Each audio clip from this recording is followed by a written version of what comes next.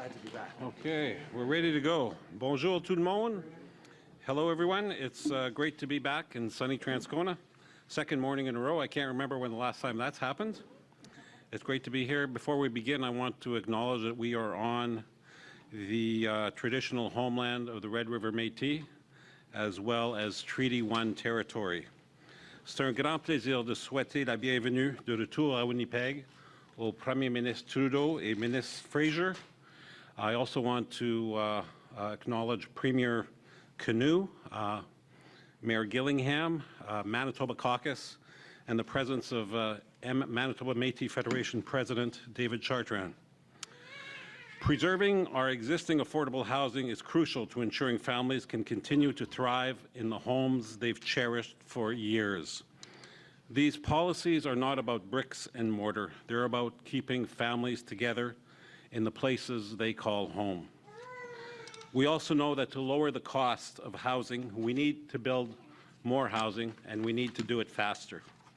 This last December, I was very proud to join Mayor Gillingham to announce over $122 million in funding through the Housing Accelerator Fund, a testament to our commitment to addressing housing challenges head-on.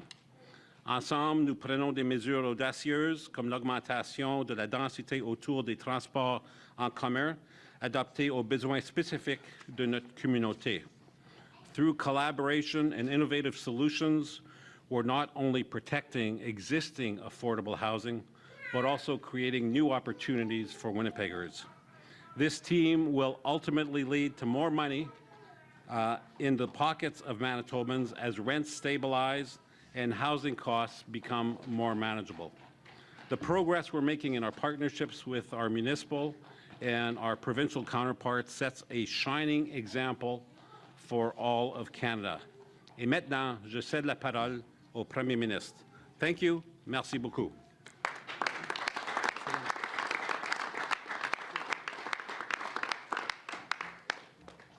Merci Dan. Quel plaisir d'être de retour à Winnipeg. Je suis très heureux d'être ici avec toi et avec Sean pour une autre annonce importante aujourd'hui. Très heureux aussi de voir les autres membres de notre équipe libérale du Manitoba, Ben, Terry et Kevin. Also glad to highlight our federal colleague, Daniel Blakey. Good to see you here, Daniel.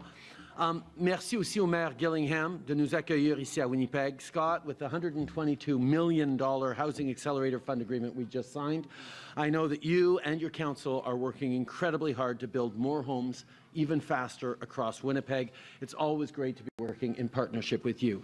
I also want to highlight all of our friends here from Indigenous communities and various leadership across the country and around the community to demonstrate how important the investment in affordable housing is here in Manitoba, as it is right across the country. It's also great to be here with Premier Kinew, with Manitoba's Housing Minister Bernadette Smith as well. Wab, I know how important it is for you that we continue to fight every day for an economy that is fair for everyone. And that's exactly what we're doing today with a significant announcement that will protect and expand affordable housing. The affordable housing complex where we are today is multi-generational, meaning some units are for younger families and some are for seniors. I had an opportunity to sit down with Jocelyn and her girls a little bit earlier, but also with a pair of seniors, Marlene and Lou, who are talking, all of them, about how good a place this is to live, how affordable it is, but also the sense of community that happens here. Rents are affordable, and a good portion of them are based on people's income. And the intergenerational connections create a strong sense of community. For families like Jocelyn's, this is a good place to raise kids with peace of mind and stability. Now, this place is run by a nonprofit called the Winnipeg Housing Rehabilitation Corporation. And we need more affordable housing buildings just like this one right across the country. Unfortunately, too many of those places are under constant threat of being demolished to build condos or sold to speculators and large corporations that will increase rents at turnover. People are being priced out of their communities, and that's not okay. So we have to help nonprofits and community partners acquire units and preserve rents at a stable level. That's why we're here to announce the $1.5 billion Canada Rental Protection Fund.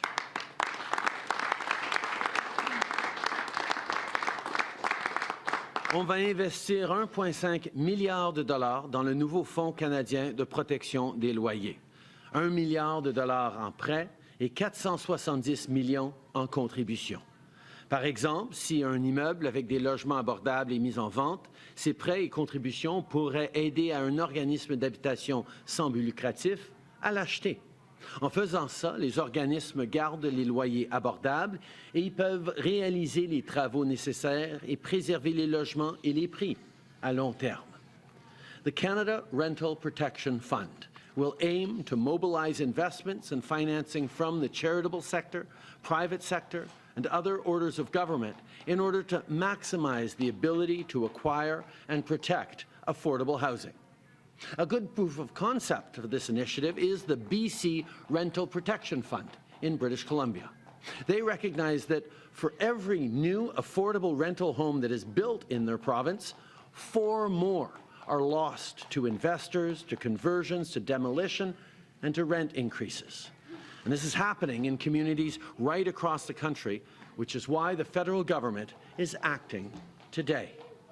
La semaine passée et cette semaine, on a beaucoup parlé de mesures pour le logement qui vont être dans le budget. Et on va en avoir plus à dire encore dans les prochains jours.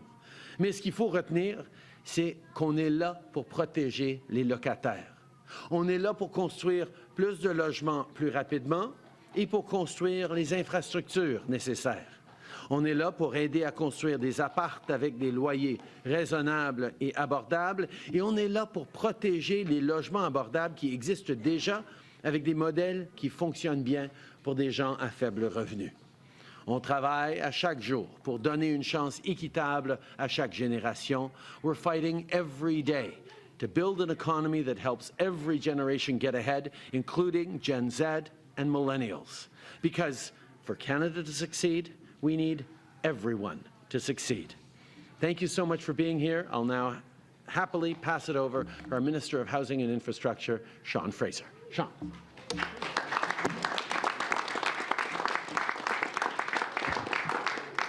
Bonjour, bienvenue tout le monde. C'est un plaisir d'être ici pour célébrer une bonne annonce pour augmenter le nombre d'unités logements abordables partout notre pays.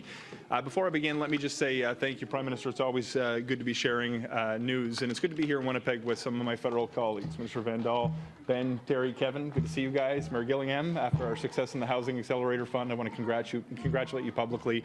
And Premier, on your historic election, I want to say congratulations. And Bernadette, it's been a pleasure to work alongside you. And I can't, of course, leave out President Chartrand at the Manitoba Métis Federation. Just to take one moment as well, I do want to acknowledge the efforts to advocate for more affordable housing of one of our now former federal colleagues, Daniel. Congratulations on getting out on your own terms, and a few of us do in politics. But I just want to say it's been a pleasure to work alongside you and wishing you the best as you serve your province in a new role in the upcoming days.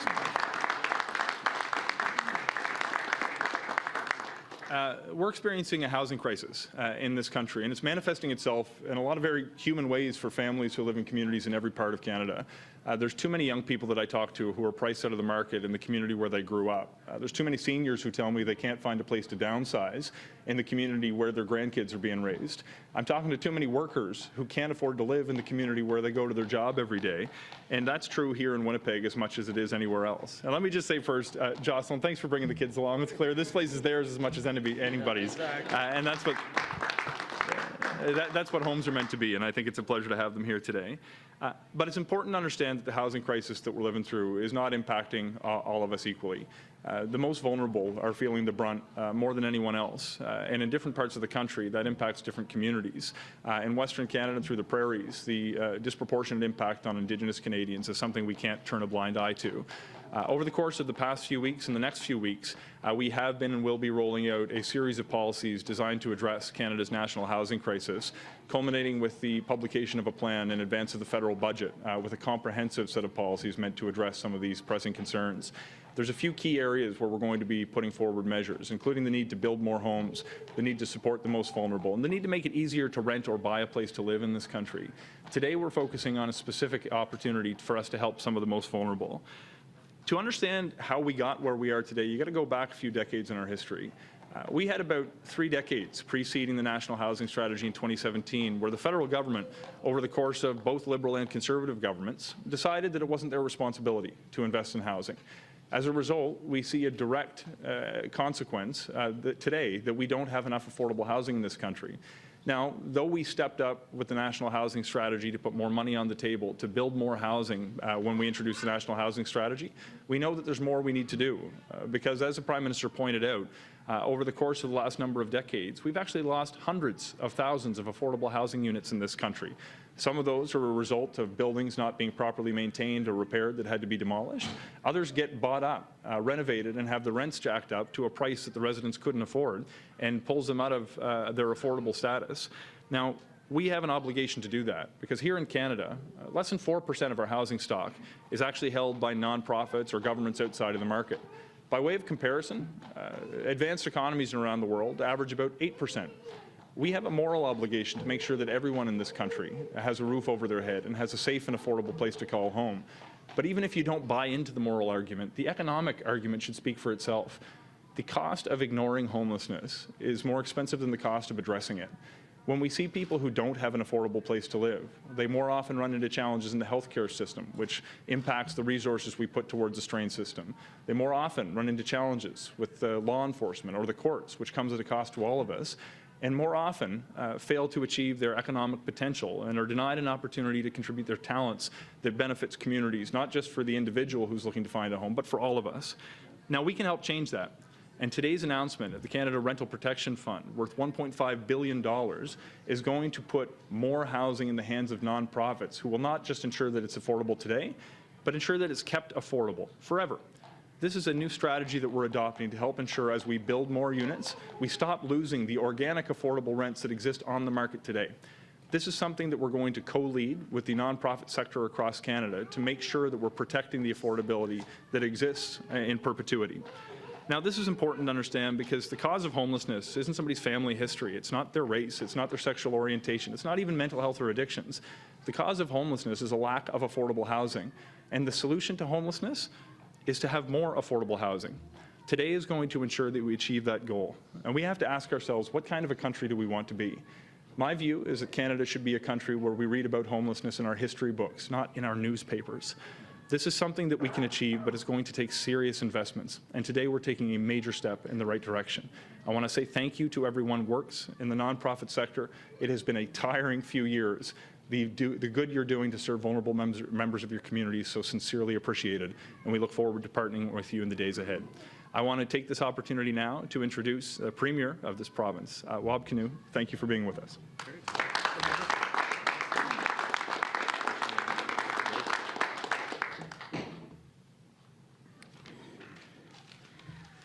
Well, Prime Minister Trudeau, Minister Fraser, Minister Vandal, MPs Duguid, Carr, Lamoureux, Mayor Gillingham, my provincial colleagues, President Chartrand, I greet you all with a warm and hearty handshake and say that today is a good day.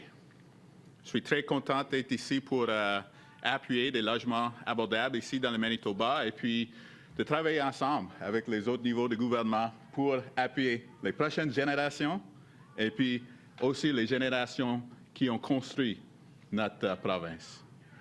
I also want to thank Daniel Blakey for his service. We're here in Transcona today, and people in Transcona don't necessarily vote for a party. They vote for Blakey's. And so we're very honored that he's going to work with our team here in Manitoba, and we're going to continue that good work of standing up for people in Transcona and people right across this great province. So this is welcome news from the federal government here today, and it matches a lot of the values that Mayor Gillingham and the rest of our province are working on.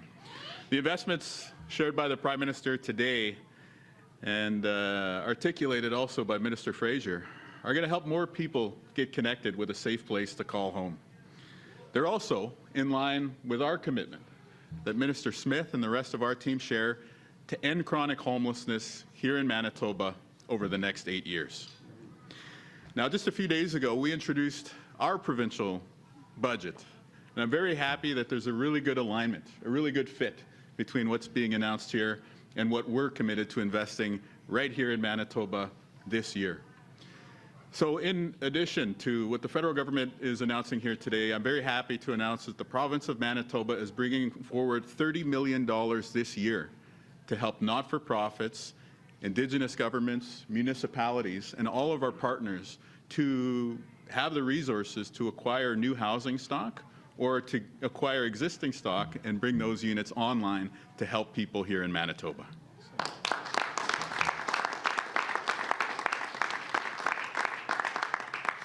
So $20 million of those dollars this year is to support not-for-profits. It's to help them take on and renovate buildings right here in Transcona, across Winnipeg, in Brandon, in Thompson, and across this great province. This is going to help our relatives who, unfortunately, we still see sleeping in tents and under bridges. And it's going to offer new steps on the ladder to Manitobans from all walks of life to be able to move into housing units, rental units, and of course, on to home ownership for those who share that goal. We're also going to ensure through these steps that Manitoba remains a province where housing is affordable. We've seen what happens when you slow down supply in other jurisdictions, and we can't let that happen here in Manitoba. We won't let that happen here in Manitoba. We're also going to be devoting $10 million of these dollars to partner with Indigenous governments and to partner with municipalities to support your efforts to work with private sector partners, to work through your own development corporations, to work with other community-based partners through our new Affordable Housing Partnership Program. This is $10 million this year to help support your investments to bring new rental units online to help Manitobans from all walks of life.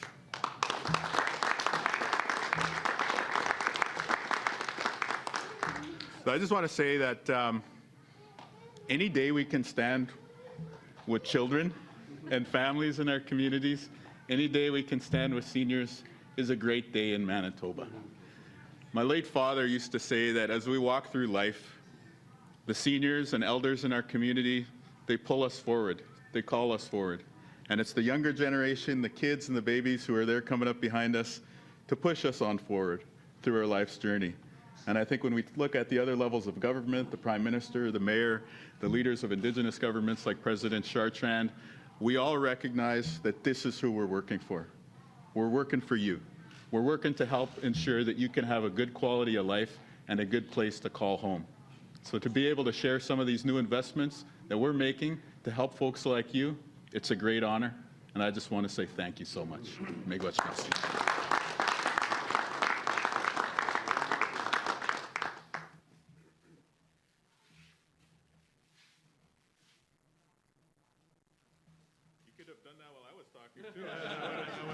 You look good with the beam of light on you. Thank you so much. Who's up next? Is it Scott? Introduce whoever's next. Is it Bernadette or is it Scott? Are you next? Scott. Okay, I'd like to take this opportunity to introduce the Mayor of Winnipeg, Scott Gillingham. Thank you, Mr. Premier. Well, thank you so much, Mr. Premier. And I want to thank you, Mr. Prime Minister, and Minister Fraser, the members of Parliament, Vandal, Minister Vandal, Terry Duguid, and Kevin Lamoureux and Ben Carr. Also really good to be here with you, Minister Smith as well, and President Chartrand and Minister Gooden. And I hope I haven't forgot anybody. I too want to add my voice of appreciation to Daniel Blakey for your service to our community and to the people of Winnipeg here on the east side. Thank you so much. And I wish you all the best in your transition. Looking forward actually to working closer with you now that you'll be here in Manitoba. I couldn't help but think as the Prime Minister and Minister Fraser and the Premier were talking, and looking over at the seniors and the family. Thank you so much for allowing us into your space. We're a bit disruptive, so thank you so much. But I've heard from many people in our community that they just want levels of government to work together for them. And I think you see and you hear here an alignment together as the Prime Minister and his government have prioritized, Premier Kinew and his government are prioritizing, and we at City Council are prioritizing housing and making sure that housing is available and affordable for people. And so today, this is a great announcement. And the announcements, plural, the Prime Minister's announcement and the Premier's announcements really complement the work that we're doing at the city to support the nonprofit housing sector. And one of the things that we're doing at the city is we are setting up a concierge service to work with nonprofits to help them navigate their way through the city zoning approvals process. We're also establishing a new office that will be focused on assembling land that can be used for affordable and nonprofit and supportive housing projects. And these are just some of the investments that we're making through our allocation of the Federal Housing Accelerator Fund. So Prime Minister and Minister Fraser, we're putting that fund to good use to make it easier for nonprofits to build and transform housing. And I certainly do want to take the opportunity to thank the Prime Minister and the federal government for the $122 million commitment to Winnipeg. I also want to acknowledge that the announcement earlier this week from the federal government that it will be designating $6 billion for infrastructure improvements required to support housing projects, including $1 billion specifically for municipalities. As we know, every housing unit needs the services that enable the housing unit. It's the water pipe, the sewer pipe, the sidewalks, the roads, whatever it may be. So that growth-enabling infrastructure is so critical, and we've called upon the federal government to, as municipalities, to assist us, and this announcement they made earlier this week is very important in providing that assistance. And so thank you very much, Mr. Prime Minister.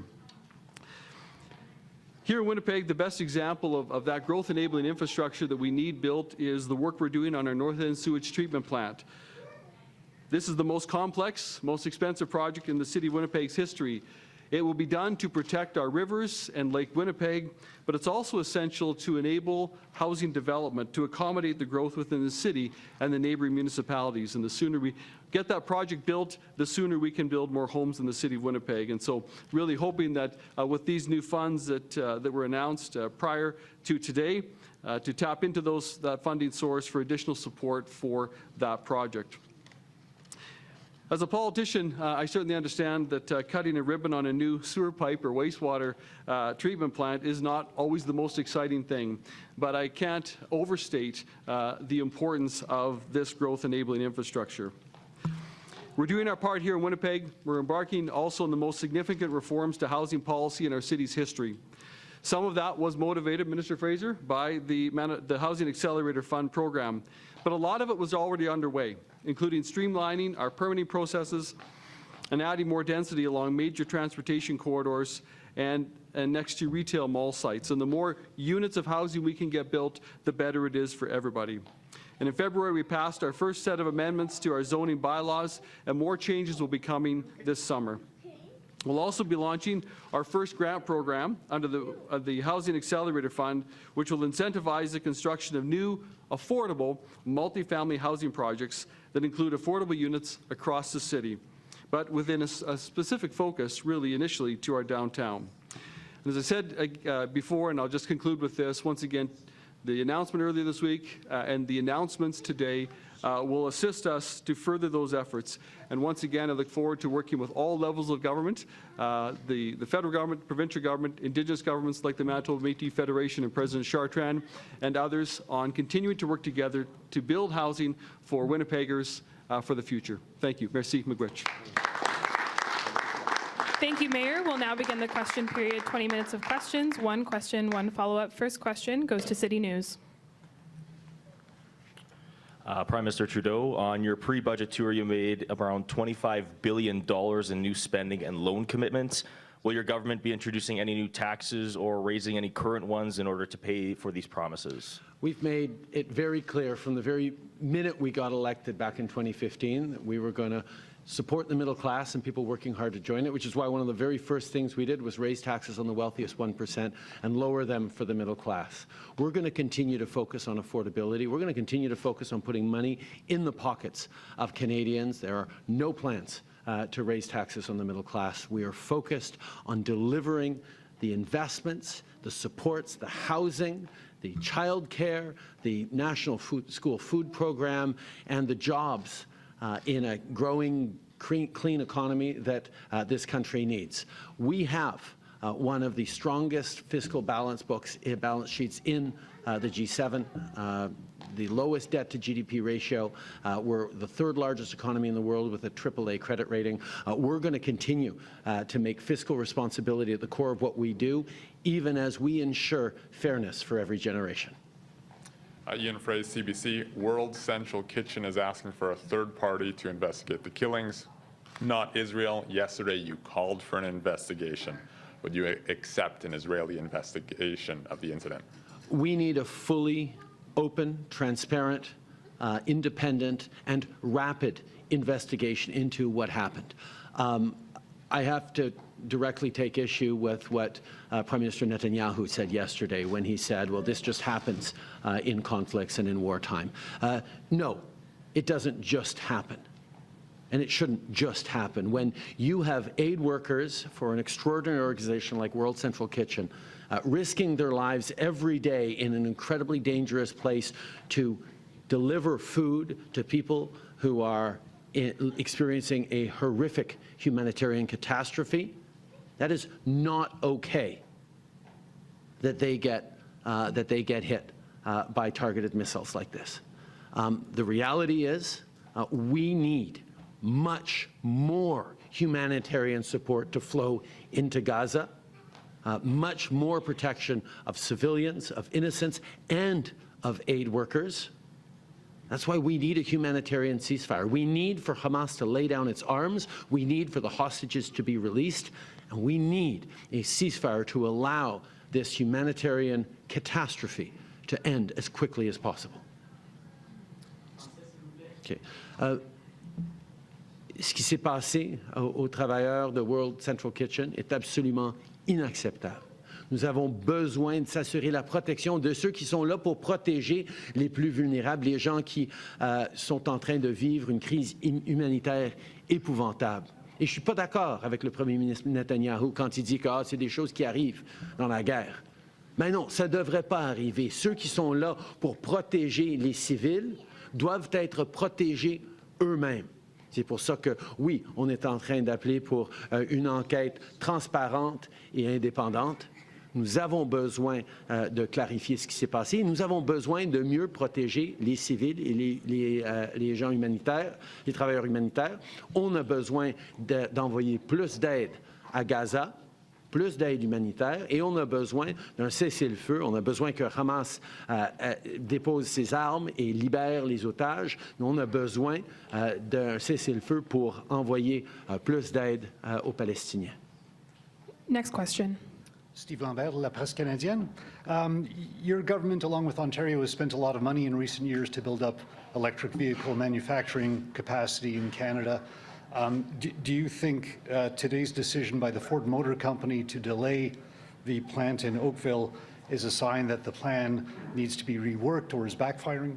I think obviously different companies will make decisions that make sense for them, but what we're seeing is an incredible adoption rate of electric vehicles and the manufacturing and the entire manufacturing chain that we're building up in Canada, from mines to battery assembly to auto assembly to the recycling that goes after it. Canada has seen and Canadians have seen that being lower emission in our daily lives is also good for the planet, but also good for a growing economy and great jobs. We've continued to draw in investments from around the world, and we'll continue to be there to invest in a strong future as those projects and those jobs are created. Thank you. Next question. Eric Bandera, Winnipeg Free Press. This is for both you and the Premier. What is Manitoba's carbon tax exemption plan, and was that discussed this morning? I'm looking forward to sitting down with Wab after this press conference to talk about a range of things that we're working on together. All Canadians know that we need to fight climate change in ways that support families. That's why back in 2016, we put forward a pan-Canadian climate change framework that all premiers and all provinces worked on together to make sure that even as we were putting a price on pollution, it put more money back in the pockets, particularly of middle-class and lower-income Canadians. Because fighting climate change and helping with affordability are things that even back then matter even more right now.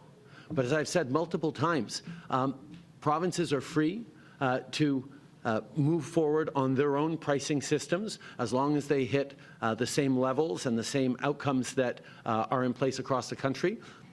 BC and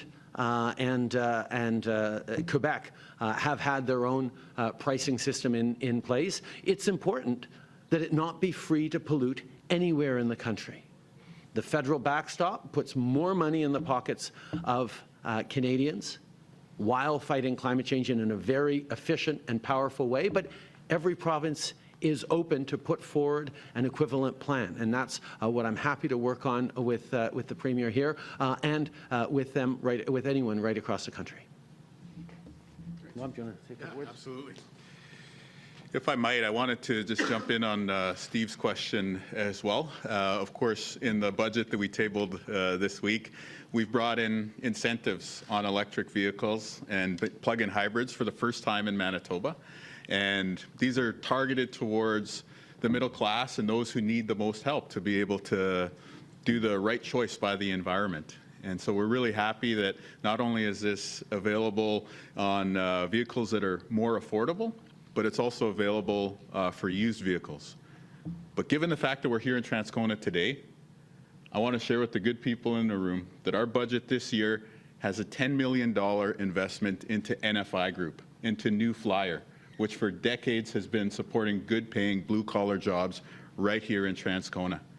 And right now, we know that vehicles that get assembled by NFI because of Buy American rules, the final assembly happens in Minnesota.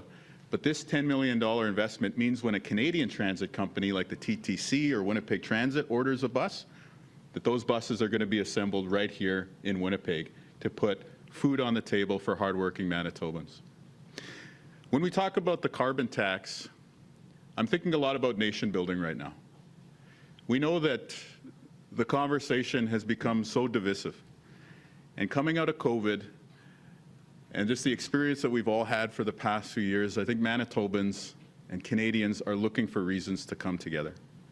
I think there's a broad consensus that we want to do better by the environment. I think there's an equally broad consensus that we got to find ways to make life more affordable. Everybody's dealing with the cost of living. So I look forward to bringing our plan, which is a credible plan for net zero, to be achieved here in Manitoba, forward to the federal government. This is a conversation that we've already been engaging in, and so I appreciate the Prime Minister's openness. And we've got a really strong case to make.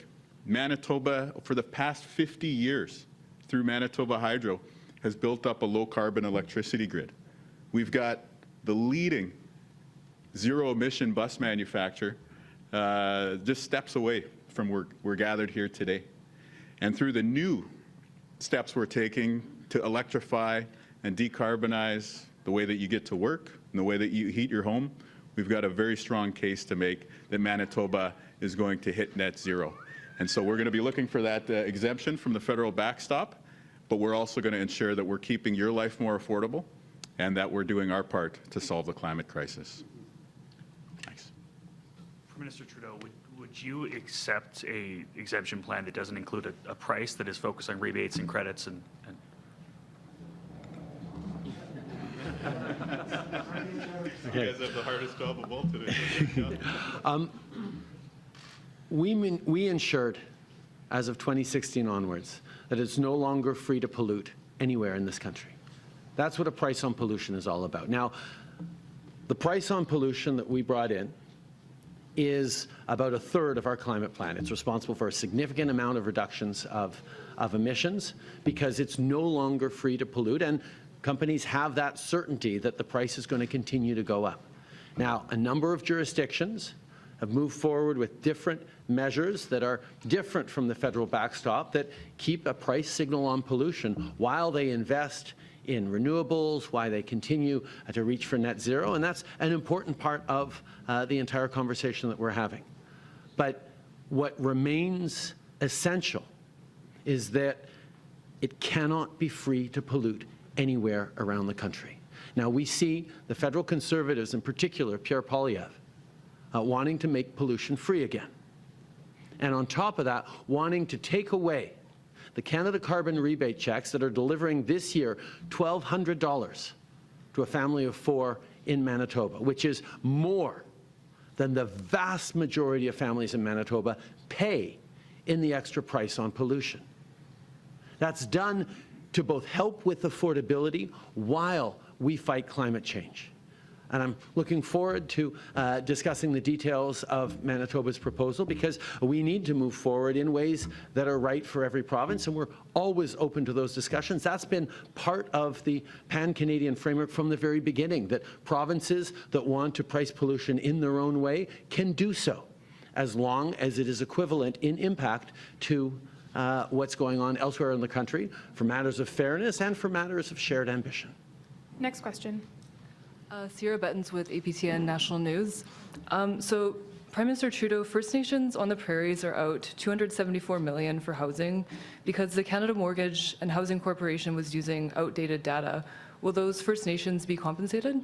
We're going to continue to work with Indigenous communities right across the country to meet the tremendous housing needs that we know are faced by communities. That's why we stepped up significantly with billions of dollars in Indigenous, particularly First Nations and Métis housing, why we're going to continue to work to make sure that we're building those homes across the prairies and indeed across the country for Indigenous communities.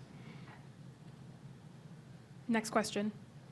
Hi, Prime Minister. Marnie Blunt with Global News. Yesterday, my colleagues asked you when you saw the CSIS summary of Han Dong's conversation with the Chinese diplomat about the two Michaels, and we also asked whether or not you would be allowing him back into caucus now that that document is public. You didn't answer the question, so we'd like to put them to you again today.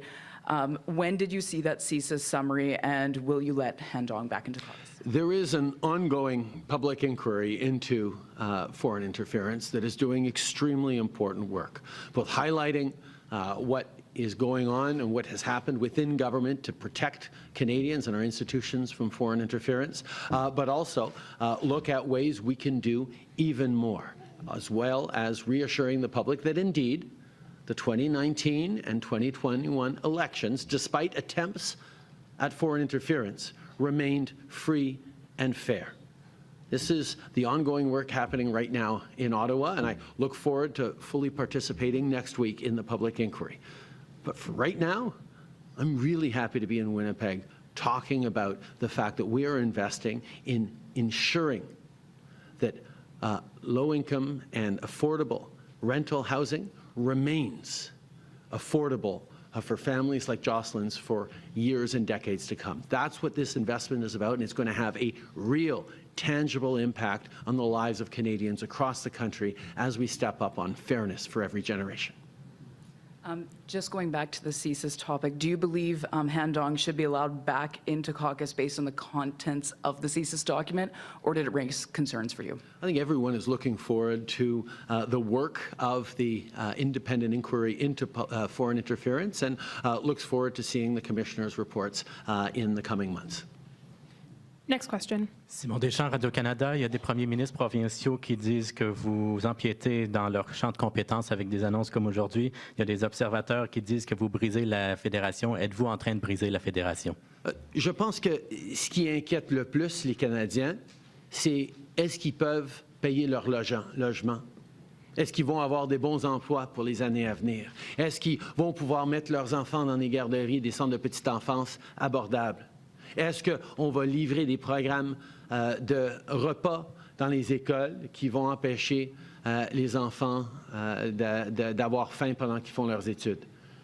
Je sais que c'est une priorité pour tous les premiers ministres de toutes les provinces et c'est pour ça qu'on est là, pour dire que le gouvernement fédéral va faire partie des solutions, des investissements qui vont aider à travers le pays. Là où les provinces font déjà la job de la bonne façon, on va travailler avec eux pour en faire encore plus. Là où les provinces doivent être encouragées d'en faire un petit peu plus, on va être là pour les encourager, les inciter et leur offrir plus d'argent pour pouvoir le faire. C'est comme ça qu'une fédération doit fonctionner. On doit travailler en partenariat pour livrer pour les citoyens parce que les citoyens s'en foutent de quel ordre de gouvernement est responsable de quoi. Ils veulent juste que leur loyer soit abordable, que leur épicerie coûte pas trop cher, que leurs enfants soient en bonne situation pour pouvoir réussir. C'est ça que les gens veulent et c'est ça sur lequel on est en train de travailler en partenariat et dans tout respect. Est-ce que vous accepteriez que des provinces empiètent dans les compétences fédérales? OK. On est toujours là pour travailler en partenariat sur tous les enjeux qui sont préoccupants pour les Canadiens. Et je suis toujours content d'entendre les perspectives et recevoir de l'argent des provinces s'ils veulent investir dans notre militaire, par exemple. Hugo Bocan de La Liberté. J'avais une question à propos des 1,5 milliard qui vont être distribués. Est-ce qu'on sait combien le Manitoba va recevoir sur cette somme-là? Je vais passer la parole au ministre Fraser, mais je vais dire que beaucoup plus de détails vont être partagés le 16 quand on partage notre budget. Mais les gens peuvent savoir qu'à travers le pays, y compris ici au Manitoba, il va y avoir des fonds pour les OSBL et le secteur public de pouvoir protéger des logements abordables qui, on sait, sont souvent achetés par le privé pour ensuite monter le prix. On est là pour travailler avec le secteur d'habitation pour protéger les résidences abordables qui sont là déjà. Scott, Sean, do you want to say a little bit about... Et les questions sur le 5 milliards de dollars pour l'infrastructure? Pour aujourd'hui. Oui, les programmes fonctionnent avec la participation pour le secteur sans profit. Et nous cherchons une stratégie pour travailler ensemble avec les partenariats qui ont l'habilité pour attirer les fonds privés, qui attirent les fonds de la province qui veulent participer dans le programme, et aussi les contributions charitables. Juste en anglais, français est une nouvelle langue pour moi, mais j'ai envie de pratiquer. Today, one thing that's important to understand is that there's an enormous opportunity to pull other funds into the $1.5 billion. I expect that Manitoba will get a fair share based on the projects that are available to help soak up that cash, but we may see differences between regions based on contributions that provincial governments are willing to make in this regard, based on contributions that come from private sector players that are focused on giving in particular regions in Canada, based on charitable contributions that come from people who want to see the money that they're putting forward to be invested in certain parts of the country. So my expectation is that we'll see a roughly proportionate share, but there may be circumstances that allow us to get more done based on investments that come from other parties in different parts of the country. Merci. Last question. Hi, Jeff Keel, CTV Winnipeg. You're announcing billions in loans today, the apartment construction and for daycare providers. What's the interest on these loans, and will there be deadlines to pay them back? There are various models out there. What we're focused on is ensuring low-cost loans for developers who are building affordable homes, low-cost loans for apartments, for public sector and nonprofit sector to be able to purchase and secure affordable rental housing that will last instead of allowing it to be bought up and flipped at higher prices, but also on childcare, long-term affordable loans, low-cost loans to build more infrastructure. This is all about making the math work as we're creating more childcare spaces, as we're creating more affordable rentals, as we're preventing affordable rentals from falling out of the affordable market into rents that people can't afford. These are all various elements that will be revealed more on budget day, but these initiatives are about allowing the sector and allowing people across the country to be able to afford places to live, to go at the challenge that everyone's facing, to make sure that our economy is fair for every generation. Thank you, Prime Minister. That concludes today's press conference. Merci beaucoup tout le monde.